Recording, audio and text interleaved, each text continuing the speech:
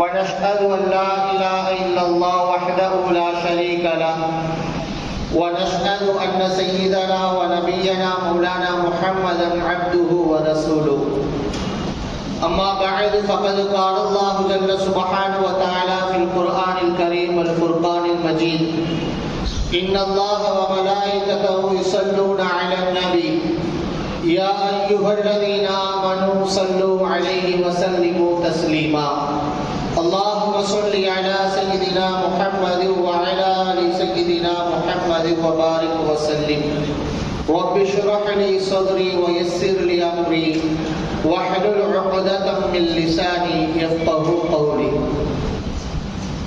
நிறைந்த நல்வாழ்வை நித்தமும் நல்கிக் கொண்டிருக்கும் வல்லோன் அல்லாஹ் ஒருவனுக்கே புகழ் அனைத்தும் உண்டாகுக. அவனது ஸலாத்தும் ஸலாமும் கண்மணி நாயகம் ஸல்லல்லாஹு அலைஹி வஸல்லம் அன்னவர்களின் மீதும் அவர்களின் அடிச்சுவடுகளை பிசகாமல் பின்பற்றி வாழ்ந்த சத்திய சஹாபாக்கள், நாதாக்கள், ஷுஹதாக்கள், நல்லோர்கள், குறிப்பாய் இங்கு குழுமிருக்கின்ற நம் அனைவரின் மீதும் என்றென்றும் குன்றாமல் நின்று நிலவட்டுமாக. வரசத்துல் அன்பியா பேரவையின் சார்பாய் நடைபெற்று வரக்கூடிய இச்சிறப்புமிகு நிகழ்ச்சிக்கு தலைமையேற்று நடாத்தி தந்து கொண்டிருக்கக்கூடிய பள்ளப்பட்டி வட்டார ஜமாஅத்துல் உலமாவுடைய தலைவர், ஃபைசுல் பாக்கியாத் அரபுக் கல்லூரியினுடைய நிறுவனருமான கண்ணியமிகு மௌலானா மௌலவி அல்ஹாஜ் ஹபீபுர் ரஹ்மான் பாக்கவி ஹசரத் கிபிலா அவர்களே, இவ்விழாவில் கலந்து கொண்டு சிறப்பு பேருரை நிகழ்த்தவிருக்கிற அஹ்லு சுன்னத் வல் ஜமாஅத்தினுடைய போர்வாளாய் திகழ்ந்து கொண்டிருக்கக்கூடிய மௌலானா மௌலவி அப்துல் அசீஸ் பாக்கவி ஹசரத் கிபிலா அவர்களே, இன்னும் மேடையில் வீற்றிருக்கக்கூடிய சங்கை பொருந்திய உலமா பெருமக்களே, கண்ணியமிகு தாய்மார்களே, பெரியோர்களே, சிறார்களே, உங்கள் எல்லோருக்கும் ஆரம்பமாய் இஸ்லாத்தின் முகமன்னான சலாமினை கூறி என் சிற்றுரைக்குள் நுழைகிறேன். அஸ்ஸலாமு அலைக்கும் வரஹ்மத்துல்லாஹி வபரகாத்துஹு. கண்ணியத்திற்குரியவர்களே, இங்கு அற்புதமான ஒரு நிகழ்ச்சி ஏற்பாடு செய்யப்பட்டிருக்கிறது. வரசத்துல் அன்பியா பேரவையின் உறுப்பினர்கள் வெறுமனே இந்த நிகழ்வை வழிபாடுகளை நினைவு கூறும் நிகழ்வாக மாத்திரம் முன்னெடுக்காமல் உலமாக்களை, ஆலிம்களை கௌரவிக்கக்கூடிய நிகழ்வாகவும் இதை மாற்றியிருப்பது போற்றுதலுக்கும் பாராட்டுதலுக்கும் உரியது. நபிகள் நாயகம் ஸல்லல்லாஹு அலைஹி வஸல்லம் அவர்கள் சொன்னார்கள், லைஸ மின்னா மன் லம் யுவக்கிரு கபீரனா, பெரியோர்களுக்கு கண்ணியம் செலுத்தாதவர் நம்மை சார்ந்தவர் அல்ல.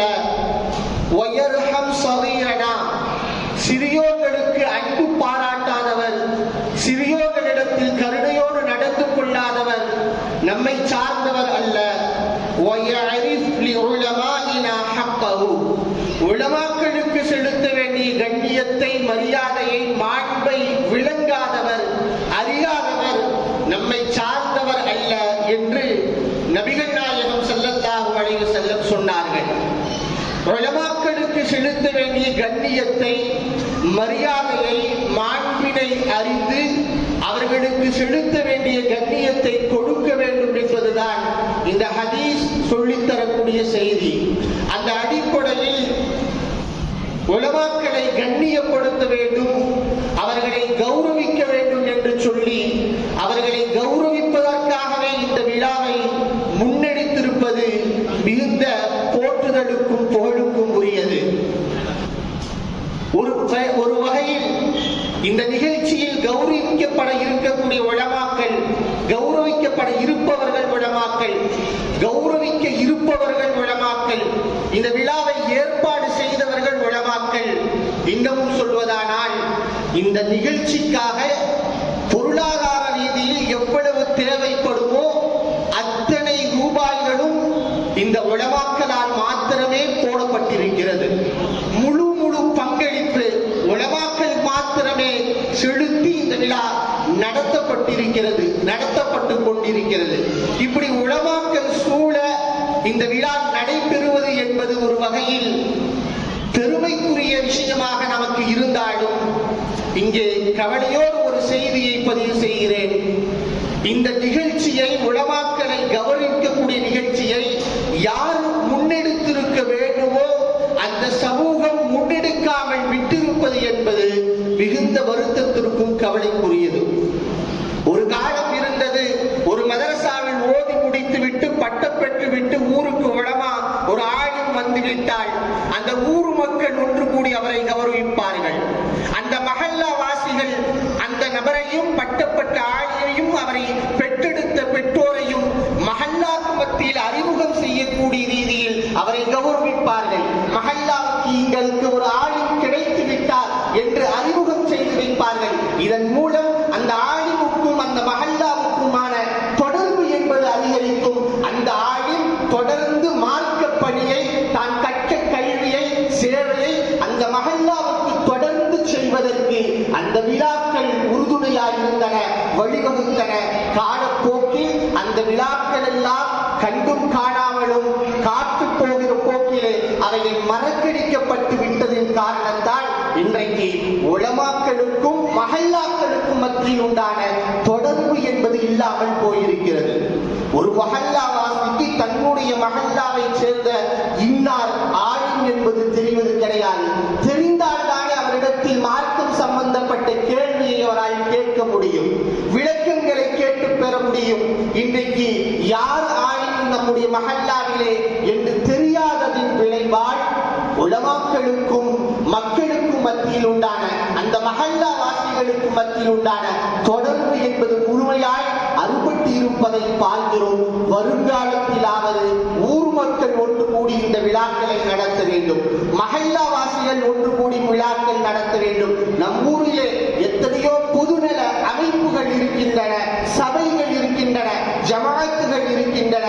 அந்த ஜமாத்துகளாவது முன்மாதிரியாய் நின்று உலமாக்களை கௌரவிக்கக்கூடிய நிகழ்ச்சியை நடத்த வேண்டும் என்கிற இந்த செய்தியை நான் பதிவு செய்தவனாய் எனக்கு கொடுக்கப்பட்ட தலைப்புக்குள் நான் நுழைகிறேன். கண்ணியத்திற்குரியவர்களே, அல்லாஹு ஜல்ல சுப்ஹானஹு வ தஆலா மனிதனை மதிப்பிற்குரியவனாய் மாண்பிற்குரியவனாய் மாற்றியது என்பது கல்வியின் மூலமாகத்தான். கல்விதான் சாதாரண மனிதனையும் மாண்பாளனாய், போற்றுதலுக்குரியவனாய், புகழுக்குரியவனாய் மாற்றுகிறது. கல்வி இல்லாத மனிதன் சிந்தனையற்றவனாயிருப்பான். கல்வி இல்லாத மனிதன் பண்பாடு அற்றவனாயிருப்பான். கல்வி இல்லாத மனிதன் லட்சியமற்றவனாய், நோக்கமற்றவனாயிருப்பான். கல்வி இல்லாத மனிதன் ஒழுக்கமற்றவனாயிருப்பான். கல்விதான் மனிதனுக்கும் பிற படைப்பினங்களுக்கும், மனிதனுக்கும் பிற உயிரினங்களுக்கும் மத்தியில் வித்தியாசத்தை, வேறுபாடு உண்டாக்கி கொடுக்கிறது. அதைத்தான் இமாமுல் ஆலம் அபூ ஹனீஃபா ரஹ்மத்துல்லாஹி அலைஹி அவர்கள் சொன்னார்கள், லௌலல் இல்மு லகான நாசு கல் பஹாயிம். கல்வி மாத்திரம் இல்லை என்றால் மக்கள் எல்லாம் விலங்குகளைப் போல், கால்நடைகளைப் போல் ஆகியிருப்பார்கள்.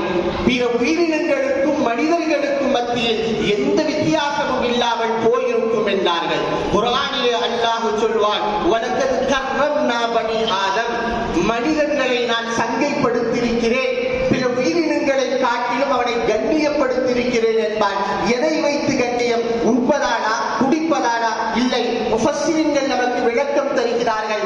எதை வைத்து கண்ணியம்? அறிவை வைத்து கண்ணியம் அல்லாஹ் செய்திருக்கிறார். கல்வியை வைத்து அல்லாஹ் கண்ணியப்படுத்தியிருக்கிறார். கல்விதான் ஒரு மனிதனை மேம்பட்டவனாய் மாற்றுகிறது. கல்விதான் ஒரு மனிதனை மாண்பாளனாய், புகழுக்குரியவனாய் மாற்றுகிறது. அந்த கல்வி எந்த கல்வியாக இருந்தாலும் சரி, எந்த கல்வியாக இருந்தாலும் யார் யாரிடத்திலோ அந்த கல்வி போய் சேர்கிறதோ அவர்கள் மாண்பாளர்களாய், போற்றுதலுக்குரியவர்களாய் மாறுகிறார்கள். ஆனால் ஈருலகின் வெற்றியை பெற்றுத் தரக்கூடிய கல்வி, ஈருலகிலும் ஒருவனுக்கு சிறப்பை, அந்தஸ்தை பெற்றுத் தரக்கூடிய கல்வி என்பது நாம் உறுதியிட்டு சொல்ல முடியும். அது அல்லாஹ் ரசூல் சம்பந்தப்பட்ட கல்விதான், மார்க்க ஞானம் சட்டம் சம்பந்தப்பட்ட கல்விதான். மார்க்க கல்வி ஒன்று மாத்திரம்தான் இந்த உலகிலும் சரி மறு உலகிலும் சரி ஒருவனுக்கு வெற்றியையும் உயர்ந்த அந்தஸ்துகளையும் புகழையும் அது பெற்றுக் கொடுக்கும் என்று சொல்ல முடியும். நம் பிள்ளைகளை இன்ஜினியர்களாக ஆக்கலாம், ஆடிட்டர்களாக ஆக்கலாம், நல்ல உயர்ந்த படிப்புகளை கொடுக்கலாம். ஆனால் அந்த கல்வி மறு உலக வாழ்க்கைக்கு பயன் தருமா என்றால் அது கேள்விக்குறிதான். அவரவர்கள் நடத்தையை பொறுத்து அமையும். ஆனால் அல்லாஹ் ரசூல் சம்பந்தப்பட்ட மார்க்க கல்வி மாத்திரம்தான், அதை கற்றவர்கள் மாத்திரம்தான் 100% அவருடைய இருவுல வாழ்க்கைக்கும் அது பயன் தரும் என்று சொல்ல முடியும். கண்ணியத்திற்குரியவர்களை, தன்னுடைய பிள்ளை நல்ல முறையில் முன்னேற வேண்டும் என்பதற்காக பெற்றோர்கள் பல லட்சங்களை செலவு செய்து, சில பேர் கோடிகளை செலவு செய்து கூட கஷ்டப்பட்டு சிரமப்பட்டு அவரை படித்து ஆளாக்கி பட்டங்களை பெற வைக்கிறார்கள். எவ்வளவு உயரிய பட்டமாக இருக்கட்டும், இதோ இங்கு வீட்டிருக்கிறார்களே இந்த உலமாக்கள் 7 ஆண்டு காலம் மதரசாக்களில் மண்டியிட்டு பாடம் கற்று கடைசியாய் அவர்கள் பெற்றார்கள் அல்லவா ஒரு பட்டம், ஒரு சனது. அந்த சனதுக்கு ஈடாக ஆகாது. எல்லா பட்டங்களும் ஆலிம் என்கிற சனதுக்கு கீழ் வருமே தவிர அதற்கு நிகராய் எந்த பட்டங்களும் உலகம் சார்ந்த பட்டங்களும் வந்துவிடாது என்பதை நாம் நினைவில் கொள்ள வேண்டும். இவர் காரணம் இந்த சனதுகள் எல்லாம் வெறுமனே ஒரு மனிதரோடு போய் முற்று பெறவில்லை. இவர்கள் வாங்கிய சனதுகள் அல்லாஹ்வோடு போய் இவர்களை சேர்க்கிறது, நாயகத்தோடு போய் இவர்களை சேர்க்கிறது, ஜிப்ரீலோடு போய் சேர்க்கிறது. இவர்கள் அல்லாஹ்வோடு போய் சேர்வதனால், நாயகத்தோடு போய் சேர்வதனால் இவர்கள் வாங்கக்கூடிய சனதினுடைய மதிப்பும் மரியாதையும் எல்லா விதமான சர்டிபிகேட்டுகளை காட்டிலும், சான்றிதழ்களை, பட்டங்களை காட்டிலும் உயர்வுக்குரியதாய் ஆகிறது. இவர்கள் மதரசாக்கள் இருந்து வெளியே வருகிற போது வெறுமனே பாக்கவிகளாக மாத்திரம், மிஸ்பாகிகளாக மாத்திரம், மஹ்தூமிகளாக மாத்திரம், நூறாணிகளாக மாத்திரம் வருவது கிடையாது. அதை தாண்டி ஒரு சனது அல்லாஹ்வும் ரசூலும் இவர்களுக்கு கொடுக்கிறார்கள். அதுதான் வரசத்துல் அன்பியா என்கிற சனது. உலமாக்கள் நபிமார்களுடைய வாரிசு என்கிற சனது. நபிமார்களுடைய வாரிசு என்கிற சனதுக்கு முன்பாய் எந்த பட்டங்களையும் நம்மால் முன்னிறுத்த முடியாது அல்லவா? எனவேதான் இவர்கள் உயர்ந்தவர்களாய், போற்றுதலுக்குரியவர்களாய் காணப்படுகிறார்கள். இவ்வளவு பெரிய முக்கியத்துவம், சிறப்புகள், மகத்துவங்கள் இந்த கல்விக்கு இருப்பதன் காரணமாகத்தான் நம் முன்னோர்கள் எப்பேற்பட்ட சிரமத்தை பட்டாவது இந்த கல்வியை பெற்றுக்கொள்ள வேண்டும் என்று ஆர்வப்பட்டார்கள். அபூ தர்தா ரலியல்லாஹு தஆலா அன்ஹு அவர்கள் டமஸ்கஸிலே இருக்கிறார்கள். டமஸ்கஸ் சிரியாவினுடைய தலைநகரம். அப்பொழுது அவர்களை பார்ப்பதற்காக மதீனாவில் இருந்து ஒரு மனிதர் வருகிறார். மதீனாவிற்கும் டமஸ்கஸுக்கும் கிட்டத்தட்ட 1400 கிலோமீட்டர் தொலை தூரம். 1400 கிலோமீட்டர்களை கடந்து அன்றைய காலத்தில் அவர் வருவதென்றால் எவ்வளவு சிரமமானதாக இருக்கும். வந்தார், வந்து கேட்டார். அபூ தர்தா ரலியல்லாஹு பார்த்து சொன்னார், பலகனி அன்னக துஹத்திஸு அன் ரசூலில்லாஹி ஸல்லல்லாஹு அலைஹி வஸல்லம், நீங்க நபி ஸல்லல்லாஹு அலைஹி வஸல்லம் அவர்களை தொட்டும் ஹதீஸ்களை சொல்வதாய் கேள்விப்பட்டேன், அதை கேட்கலாம் என்று வந்திருக்கிறேன் என்றார். உடனே அபூ தர்தா ரலியல்லாஹு சந்தேகத்தோடு கேட்டார்கள், நீங்கள் வேலை நிமித்தமாக இங்கே வந்திருக்கிறீங்களா? வியாபாரம் செய்வதற்காக வந்திருக்கிறீங்களா? இல்லை என்றார். உறவுகளை, நட்பு வட்டாரங்களை பார்ப்பதற்காக வந்திருக்கிறீர்களா? இல்லை என்றார். கேட்டார்கள் அபூ தர்தா ரலியல்லாஹு, நாயகத்தை தொட்டும் நான் ஹதீஸ்களை அறிவிக்கிறேன் என்பதை தெரிந்து அந்த ஹதீஸை கேட்க வேண்டும் என்கிற ஒரே காரணத்திற்காக என்னிடத்தில் வந்தீர்களா என்ற போது, ஆம், ஹதீஸை பெற வேண்டும் என்கிற ஒரே ஒரு லட்சியம், ஒரே ஒரு நோக்கம், அதுதான் இத்தனை கிலோமீட்டர்களை கடந்து என்னை பயணம் செய்ய வைத்திருக்கிறது, இங்கே வர வைத்திருக்கிறது என்ற போதுதான் இந்த ஹதீஸை அபூ தர்தா ரலியல்லாஹு அன்ஹு அவர்கள் சொன்னார்கள், மன் சலக தரீகன் யத்லுபு ஃபீஹி இல்மன் சலக்கல்லாஹு பிஹி தரீகன் இலல் ஜன்னah, யார் கல்வியை தேடி ஒரு பாதையில் நடந்து செல்வாரோ அவரை அல்லாஹ் சுவனத்தின் பக்கம் அந்த வழியாய் அல்லாஹ் அவரை கூட்டி செல்கிறான். வழக்குமார்கள் எல்லாம் கல்வியாளர்களுடைய பொருத்தம் வேண்டி தங்கள் நக்கைகளை விரித்து காத்து கிடப்பார்கள் என்கிற ஹதீஸை அபூ தர்தா ரலியல்லாஹு அன்ஹு அவர்கள் தொடர்ந்து சொன்னார்கள். அந்த ஹதீஸில் வருகிறது, தொடர்ந்து நாயகம் ஸல்லல்லாஹு அலைஹி சொன்னார்கள், வானத்தில் உள்ளவர்களும் பூமியில் உள்ளவர்களும் எல்லா படைப்புகளும் இந்த கல்வியாளருக்காக துஆ செய்கின்றன. ஹத்தல் ஷைத்தானு ஃபில் மா, தண்ணீரிலே நீந்திக் கொண்டிருக்கக்கூடிய மீன் முதற்கொண்டு எல்லாம் இந்த கல்வியாளர்களுக்கு துஆ செய்யக்கூடியவர்களாக, தஸ்பீஹ் செய்யக்கூடியவர்களாக இருக்கின்றன. அதோடு நிறுத்தல, நாயகம் சொன்னாங்க, இன்னல் உலமாக வரசத்துல் அன்பியா. உலமாக்கள் யார் தெரியுமா? சாதாரணமானவர்கள் அல்ல, நபிமார்களுடைய வாரிசு. நபிமார்கள் இந்த உலகை விட்டும் பிரிகிற போது சொத்தாக பணங்களை விட்டு செல்லவில்லை. அவர்கள் விட்டு சென்றது எல்லாம் இல்மை மாத்திரம்தான். அந்த இல்முக்கு வாரிசுவர்கள் யார் அந்த இல்மை எடுத்துக் கொண்டார்களோ அவர்கள் நிறைவான ஹைர்களை, நிறைவான நலவுகளை எடுத்துக் கொண்டார் என்ற நாயகம் ஸல்லல்லாஹு அலைஹி வஸல்லம் அவர்கள் சொல்லிய ஹதீஸை, கூறிய ஹதீஸை சொன்னதும் அதை கேட்டுவிட்டு அவர்கள் சென்று விட்டார்கள் என்று பார்க்கிறோம். ஒரே ஒரு நபிமொழிதான், ஒரே ஒரு ஹதீஸ் தான். அதை கேட்பதற்காக எத்தனை கிலோமீட்டர்களை வேண்டுமானாலும் நான் கடப்பேன், எவ்வளவு சிரமங்களை வேண்டுமானாலும் நான் சிரமேற்று ஏற்பேன் என்கிற அந்த உறுதி ஏன் வந்தது? இந்த கல்வியின் மகத்துவத்தையும் மாண்பையும் புரிந்ததால் தான். சுமார் 62 ஆண்டுகள் இந்த உலகத்தில் வாழ்ந்து 6 லட்சம் ஹதீசுகளை தொகுத்து விட்டு மறைந்த அல்லாமா புகாரி ரஹ்மத்துல்லாஹி அலைஹி அவர்கள் எப்படி அந்த ஹதீஸை தொகுத்தார்கள்?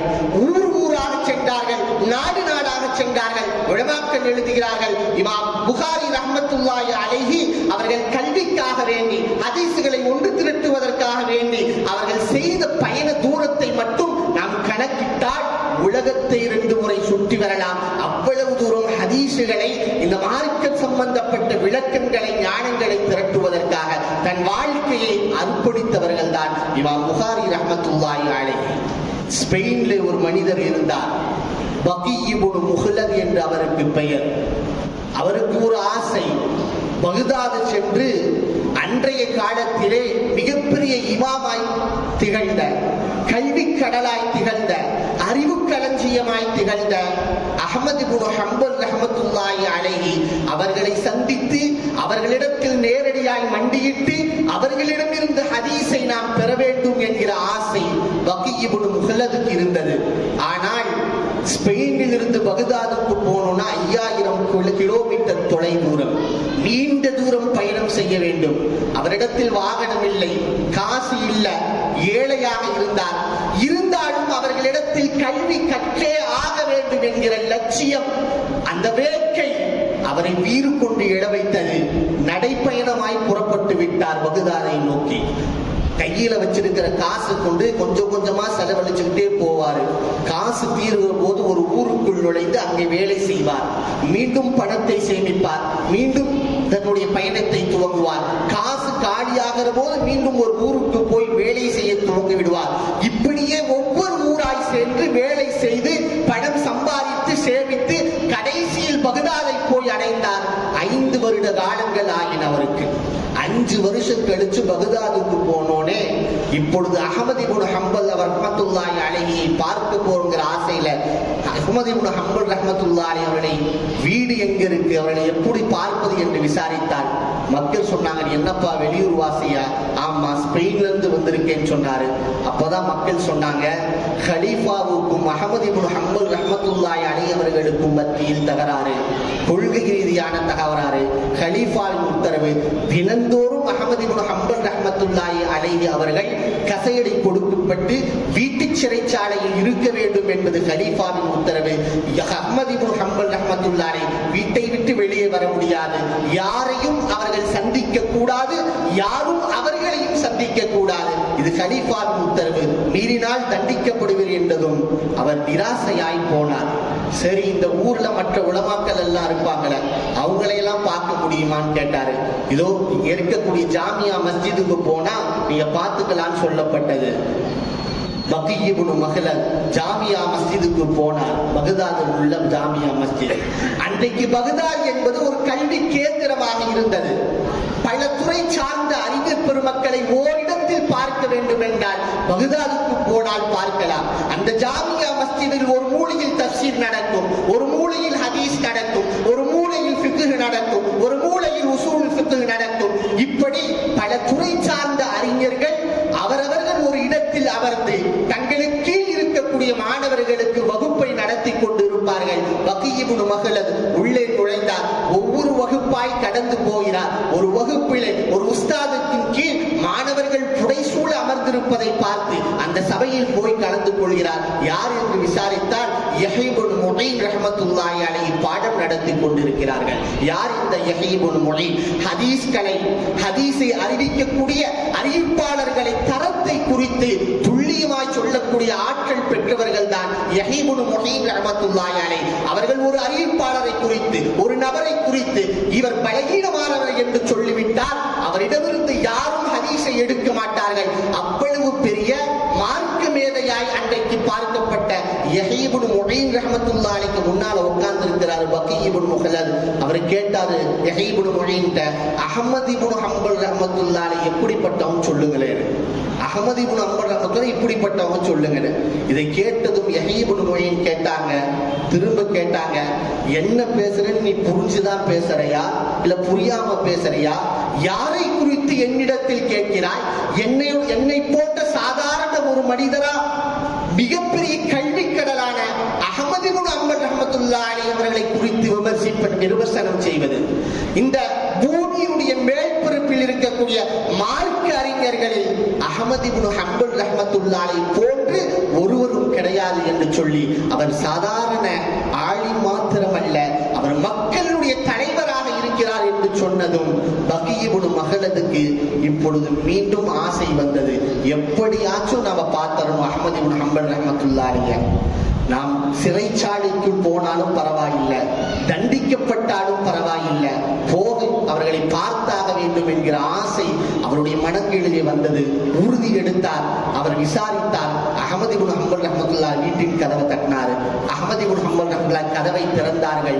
திறந்தவுடன் படபடபடன் பகீ இப்னு மஹ்லத் பேசினார். நான் அந்நிய நாட்டுக்காரன், வெளியூரில் இருந்து வருகிறேன்.